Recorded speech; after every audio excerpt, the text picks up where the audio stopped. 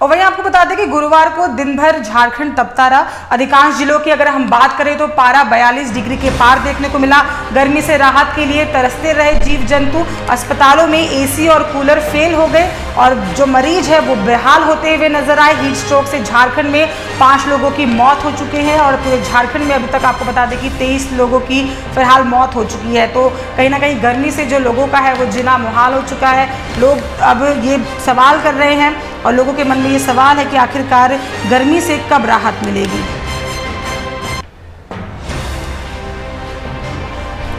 तो ये बड़ी अपडेट हम आपको दिखा रहे हैं, जहां आपको बता दें कि हीट स्ट्रोक से झारखंड में अब तक 23 लोगों की मौत हो चुकी है, जो कि फिलहाल एक बड़ा विषय बना हुआ है।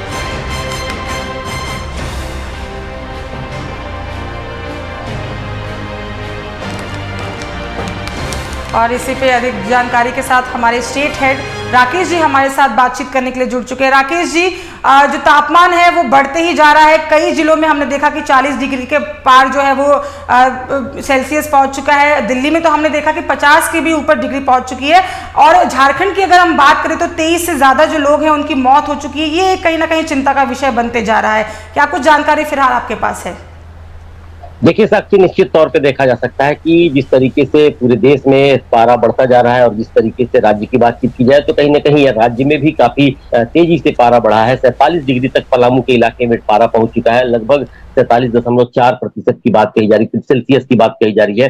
सबसे बड़ी बात कही जा सकती है कि जिस तरीके से हम बार बार इस बात की चर्चा कर रहे हैं कि आखिर ग्लोबल वार्मिंग की चर्चा होती है, पेड़ों की कटाई हो रही है, उसकी चर्चा होती है, लेकिन फिलहाल की बातचीत की जाए तो पारा तेजी से जिस तरीके से बढ़ा है उसमें कई लोगों की जान हुई है। जो अब तक सूचना है कि 35 लोगों की जान चली गई है इस गर्मी की वजह से। और ऐसे में साफ तौर पर कहा जा सकता है कि बचाव के लिए जो कुछ उपाय किए जाने चाहिए उसके लिए भी मौसम विभाग ने दिशा निर्देश जारी किए हैं। एक अहम बात सामने अभी आई है, खास करके कि मानसून ने भी दस्तक दे दी है, यानी कि केरल में मानसून ने दस्तक दी है। और मुझे जो जानकारी मिल पाई है मौसम विभाग की तरफ से उसमें हो सकता है कि 15 जून के बाद से झारखंड में भी तेजी से सक्रिय हो सकता है मानसून और तब जाकर राहत मिल सकती है। कल देर शाम की बातचीत की जाए तो थोड़ी राजधानी रांची और आसपास के कुछ इलाकों में छिटपुट बारिश हुई है, जिसके चलते हो सकता है कि राजधानी रांची और आसपास के इलाके की बात की जाए तो 2 डिग्री पारा जरूर गिर सकता है। लेकिन मुझे और भी एक जानकारी मौसम विभाग ने दी है कि कई ऐसे इलाके हैं जहां पे अभी भी गर्मी काफी बढ़ सकती है और वहां लू की चपेट में आने वालों को बचना होगा और कई प्रिकॉशंस बरतने होंगे। तो इस तरह से पूरे इलाके की बातचीत की जाए तो निश्चित तौर पे पारा तेजी से बढ़ रहा है और कहीं ना कहीं ये खतरे की घंटी हुई है।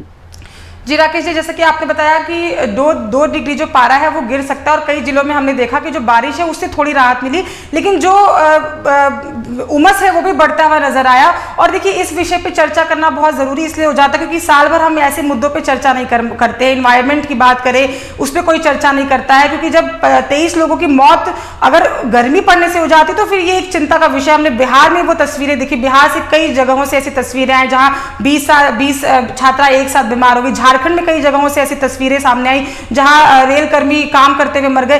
तो जब इस तरह की तस्वीरें सामने आती है तो फिर इस पे दर्शकों से बातचीत करना, लोगों के अंदर जागरूकता फैलाना बहुत अहम हो जाता है। राकेश जी, देखिए, निश्चित तौर पे हमने बातचीत की थी, मौसम विभाग के जो अधिकारी हैं उनसे बातचीत हो रही थी तो उनका साफ तौर पे कहना था कि बचाव ही उपाय है। इस तरह की जब चीजें होती हैं, खास करके हीट वेव्स की जब बात आती है, लू की लहर जब चलती है, उस समय अगर आप उसके चपेट में आ जाते हैं तो निश्चित तौर पे खतरा बढ़ जाता है। लेकिन अगर बचाव किया जाए, कुछ प्रिकॉशंस लिए जाए तो हो सकता है इससे आसानी से बचा भी जा सकता है। थोड़ी लापरवाही कहीं ना कहीं भारी पड़ जाती है कभी कभी, खास करके पलामू इलाके की मैं बात करना चाहूंगा। पलामू इलाके में जिस तरीके से 47 डिग्री से अधिक पारा जब गया है तब जाकर कहा जा रहा है कि वहां खतरे की घंटी बज रही थी। और ऐसे में एक बार फिर से कहा जा रहा है कि पर्यावरण को बचाना जरूरी है, पेड़ों की कटाई रोकनी जरूरी है, नए पेड़ लगाने जरूरी है। और हम हर साल इस तरह की चर्चा जरूर करते हैं, जैसा कि आपने जिक्र भी किया है, लेकिन उस पर पूरी तरह से अमल नहीं किया जाता है, जिसका खामियाजा कहीं ना कहीं आम हम लोग भुगतते जा रहे हैं। तो अभी इस तरह की चीजों पे और भी गंभीरता से सोचने की जरूरत है और हो सकता है कि